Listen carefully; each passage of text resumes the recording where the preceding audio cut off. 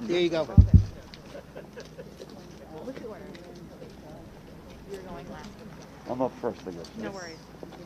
You good? I'm good, yeah. Yep. I'm with Oh, yes, that's right.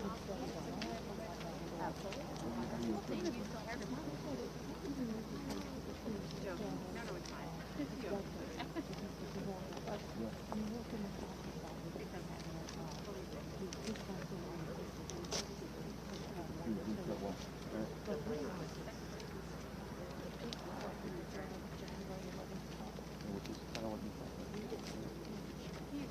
It never went as high as we thought it was going to go, but I think we were confused.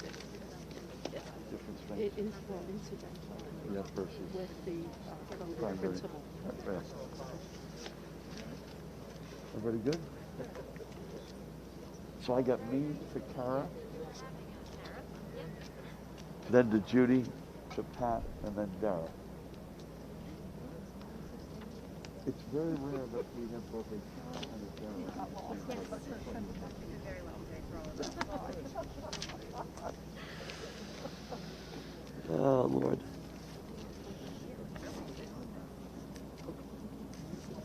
What a day. Harvey, thanks for the weather. Is this you? Golly.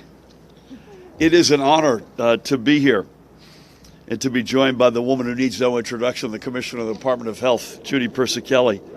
Another guy who does not need to be introduced, the Superintendent of the State Police, Colonel Pat Callahan, and his colleagues.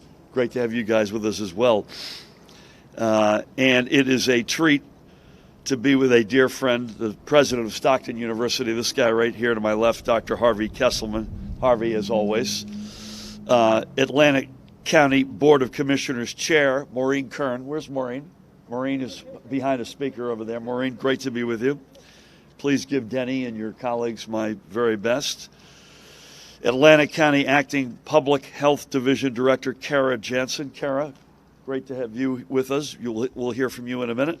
And Dr. Dara Cass, the Region 2 Director of the U.S. Department of Health and Human Services. Kara and Dara, thank you both for being here. I do have a policy announcement, which I'll make in a couple of minutes, but let's discuss first why we're here today. I am incredibly proud to join in opening this new regional surge testing facility, along with our federal partners at the Department of Health and Human Services and the CDC, our local partners in Atlantic County and Stockton University's Chris Gaup Residential Complex right here in Galloway Township. I also want to give a shout out to E-True North. This site is going to be open every day, I believe, at 7 a.m., 7 days a week for the next 3 weeks. The team here will have the supplies to administer 1,000 PCR tests per day with results in roughly 24 hours. And the doors will stay open either until 5 p.m. or until that daily number of 1,000 tests is hit, whichever comes first. Going back 4 weeks, this is an unfathomable number. Roughly 575,000 New Jerseyans have tested positive for COVID, and overwhelmingly with the Omicron variant.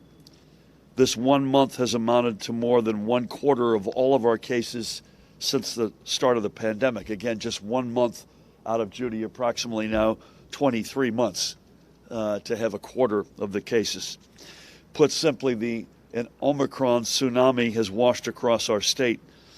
While it appears that the Omicron tsunami is finally pulling back, we are in no position to say we're on dry ground. Testing has been a critical tool that has kept us above the rapidly rising case counts. Testing allows us to pinpoint trouble spots and anticipate where resources need to go. This morning, at least PCR cases, Judy, I show 8,467 new cases. I resist the urge to use the word only with this number, because even though it is thankfully lower than what we've been seeing earlier this month, it is still up there with the highest daily totals we were seeing at any of the peaks of the prior surges. By the way, spot positivity this morning still unacceptably high, 23.33%. And also, this number of total positives comes with an asterisk, as this is likely a dramatic undercount. We know many residents testing positive through at-home tests aren't reporting those cases, and those who haven't been able to get a test kit just go on without knowing. So we cannot look at a falling number and fall into complacency. Omicron inundated us once. We do not wish to see that happen again, and it can if we let our guards down. Sites like this behind me are how we get ahead of COVID to stay, so we can return our state and our communities to a much needed sense of normal. And do not forget that this is a virus that can still land you in the hospital. As of last night, 5,204 New Jerseyans were being treated in our hospitals. Again, those numbers, thank God, are down from last week, but they still rank among the highest. Additionally, of those, 844 patients are in intensive care, and 519 of those require a ventilator, and those numbers have been hanging steady. And Judy, I don't want to put words in your mouth, but even though the total hospitalizations are down, the ICU count has stayed sort of static. Judy can address as to why she thinks that is true, and I cannot underscore enough that this virus remains potentially deadly as well. Today, with the heaviest of hearts, we are reporting another 145 confirmed losses of life due to COVID. When you get tested and you know your COVID status, you could take the necessary steps and precautions to not only protect yourself and your family, but to help further slow the spread throughout your community and workplace. Now, aside from here at this outstanding complex, again, Harvey, thank you, and Maureen for your great leadership and your colleagues. There are testing sites quite literally all across the state. And to find one nearest you, go to covid19.nj.gov and click on the link for testing. And while you're at it, make sure you are vaccinated if you are not yet, or go get your booster shot if you've been putting that off. And again, there are nearly 2,000 places across the state where you can get vaccinated or boosted. Again, go to that main website, covid19.nj.gov, and click the link for vaccine info to find where. We know the vaccines work, and we know the boosters work even more on top of that. Today, we are able, for the first time, to report on the breakthrough infections, which have become more common due to Omicron, and the numbers on booster shots are eye-opening. The rates of infection and hospitalization for those with boosters is more than 3 times lower than those who only have a primary vaccination, whose, by the way, chances for illness or hospitalization are already significantly lower than the unvaccinated minority of residents. And we will be posting through Judy's offices this data online for you going forward. Before I hand things over, I think first to Kara and then to Judy and Pat and Dara, I mentioned I do have an announcement to make, and it is this. I am signing an executive order today requiring all workers in healthcare settings and high-risk congregate living facilities, including our correctional facilities, to be up to date on their vaccinations. That means both primary course and booster, with no test-out option. It is important to remember that for those working in healthcare settings, the test-out option is already coming to an end due to the Biden administration's vaccine mandate, which the U.S. Supreme Court upheld last week. For those in our healthcare community who remain unvaccinated, you have until January 27th to get your first vaccine dose, and you must complete your primary vaccination series by February 28th. For those of you who work in high-risk congregate living facilities, we want to give you some more time. If you are unvaccinated, you have until February 28th to get your first dose and March 30th for your second. Again, healthcare workers, January 27th to get your first, February 28th to complete your series. high-risk congregate facilities February 28th to get your first, March 30th to finish your series. But the science tells us that it's no longer good enough to just receive your primary series, as being boosted is necessary to protect yourself and those around you. Therefore, everyone who works in these settings is now also required to get their booster. If you're currently eligible, but you haven't gotten it, please go get it. Currently eligible healthcare workers, again, have until February 28th, and high-risk congregate living facility employees have until March 30. For those of you who are going to become booster eligible beyond those cutoffs, you'll have 3 weeks from your booster eligibility date to get that added dose. Again, for workers in these facilities, testing out will no longer be an option. The only exemptions will be granted for disability or other medical reasons or for deeply held religious beliefs. Anyone found in noncompliance will be subject to their workplace's disciplinary process, up to and including termination of employment. We are no longer going to look past those who continue to put their colleagues, and perhaps, I think even more importantly, those who are their responsibility, in danger of COVID. That has to stop. But let me loop back to the here and now in this new testing site. All of us, Judy, Pat, myself, our teams, thank our federal, county, local, higher ed, and private sector partners for coming together with us to provide these tests. This site is another tool for us to not just get Omicron and COVID on the run, but to get ahead of this virus and to stay ahead of it. With that, please help me welcome the Acting Public Health Division Director in Atlantic County, Kara Jansen. Kara? Thank you. Thank you, everyone, for being here today. I'd first like to thank our partner, Stockton University, for making this a very easy choice for a location for a testing site for the residents of Atlantic County. We've been able to get this site organized and up and running in a very short period of time. It's been a wonderful partnership. I'd also like to thank the Department of Health for providing the funding for this, Centers for Disease Control, and also FEMA for being here and helping support this site. As we all know, testing, there's a lot of reasons to be tested. It helps you know if you need to isolate or quarantine. It lets you know, lets us know what the transmission rate is for the variants of COVID-19 in the community. But vaccination, as the governor pointed out, is the way we're going to be able to overcome COVID-19. So the county offers free COVID vaccinations in Northfield, Tuesdays, Wednesdays, and Thursdays from 9 to 12, and in Hamilton on Tuesdays from 10 to 1. You can find all that information on our public Atlantic County government website.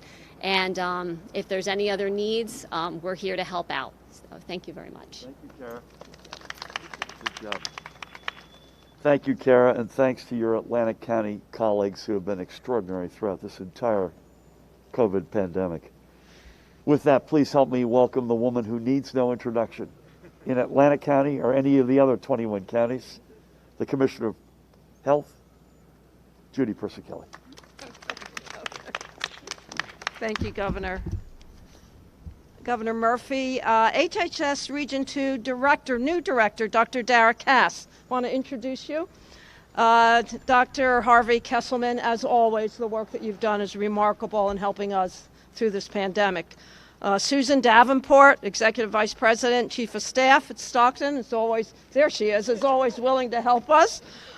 Chairwoman Maureen Kern from the Board of Commissioners, is she right there? And Kara, thank you so much for all the work that you've done. And thank you to Atlantic County and Stockton for hosting this new testing site. We are most grateful to the CDC for their support in bringing this to New Jersey. As you know, this is the second site that we have in New Jersey. And testing has been and continues to be one of our strongest mitigation strategies in reducing the spread of COVID-19, along with masking, physical distancing, washing your hands frequently, staying home if you're sick, and of course, getting tested.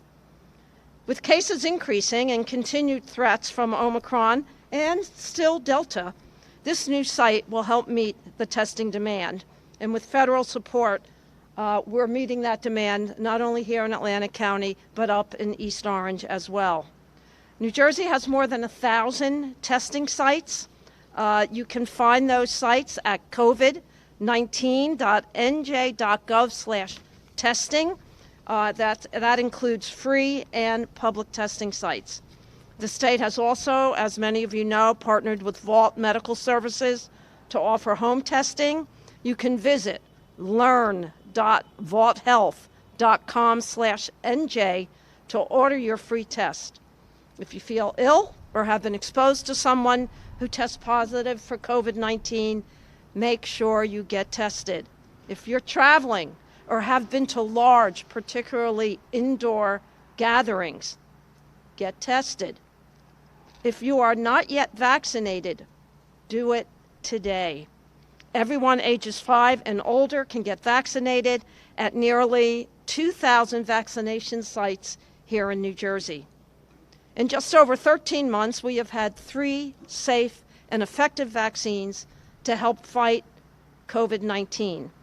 75% of those ages 5 and older who are eligible have already completed their primary series. If you have not yet received your booster, please find time to do so.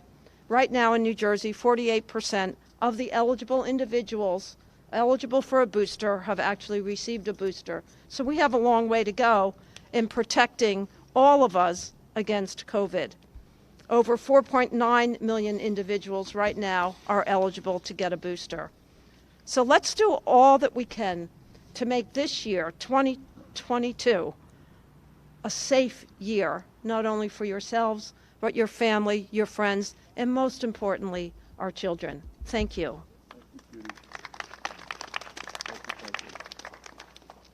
Thank you, Judy, for everything. Dr. Susan Davenport, I didn't see you. Executive Vice President of Stockton University, honored to have you. My chairman, Mike Suleiman, is here. Mike, nice to see you. As Mike said, he lives 5 minutes away. There was no excuse not to be here, so great to have you.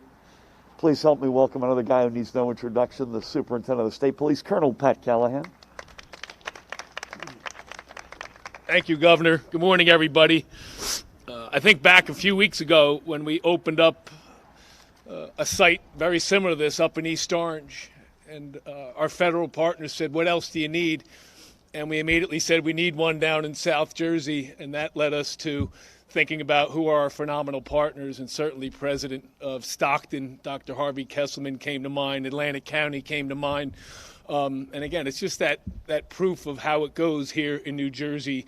And in a few short weeks, here we are, just like similar to up north. They've been doing over 1,000 tests a day.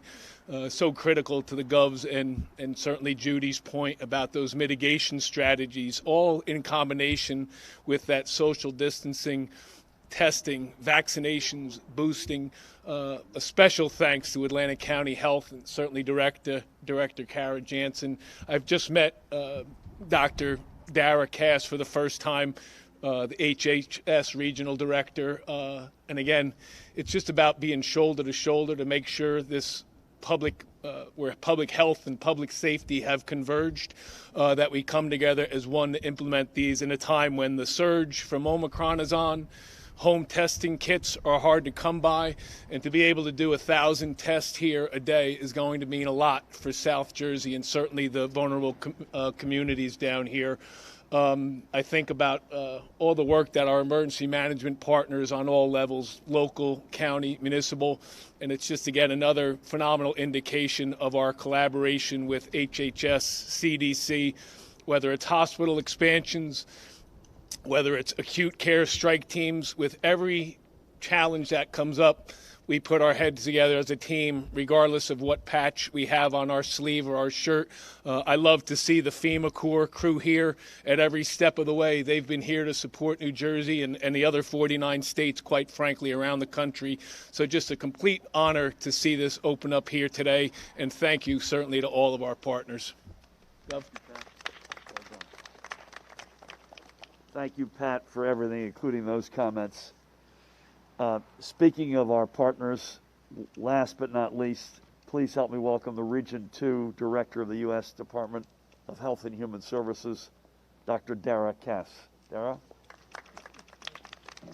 Thank you, Governor. I'll be brief since I am last, but hopefully not least. I just wanted to commend Stockton University and Atlantic County for identifying a facility that we could come in with FEMA and CDC support, with the governor's help and obviously the Commissioner of Health, making sure that we're here for the citizens of New Jersey to really bring down the cases through this surge. Remembering that testing is what we need in the acute crisis, but vaccinations are critically important in preparing us for the next. So I commend the governor also for his executive order on keeping up-to-date vaccinations for healthcare workers and other people serving in congregate facilities. I think it's really important.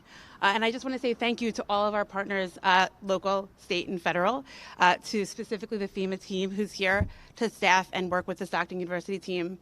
This is going to be very meaningful to the citizens of this county who can get tested now in the acute phases. They wait for those rapid tests to come to their houses, as was announced yesterday. So thank you, everybody, for coming today, and I look forward to seeing numbers and numbers of tests come through this site soon.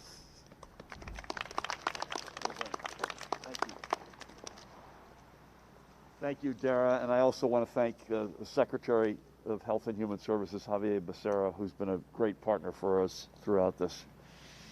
As they say in show business, Harvey, this is a wrap. I want to thank Kara and Dara and Judy and Pat, Harvey, Susan, Maureen, the whole team here in Atlantic County, at Stockton, our FEMA partners, state police, others who have made this into a reality. It's a 3-week window, 7 a.m. to 5 p.m. Today's the soft opening, 7 days a week. Come one, come all, get tested. Thank you all so much.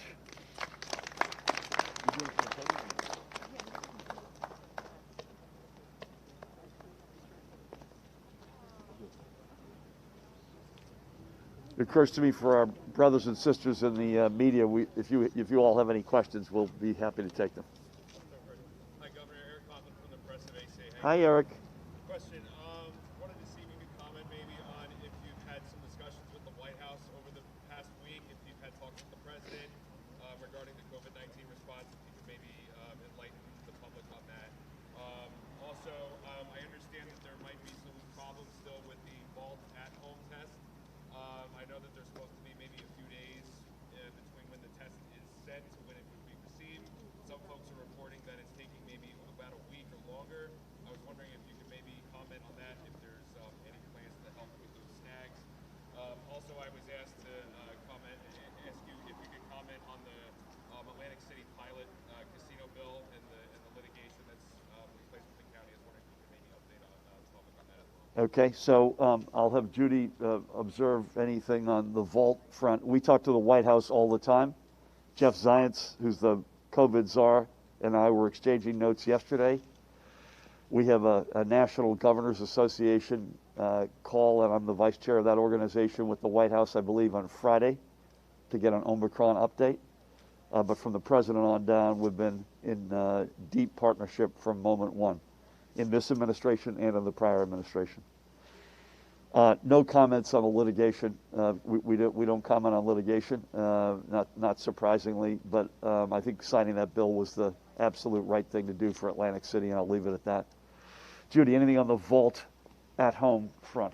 Yeah, a couple things. When we first contracted with Vault, they committed to a 24 to 48 hour turnaround.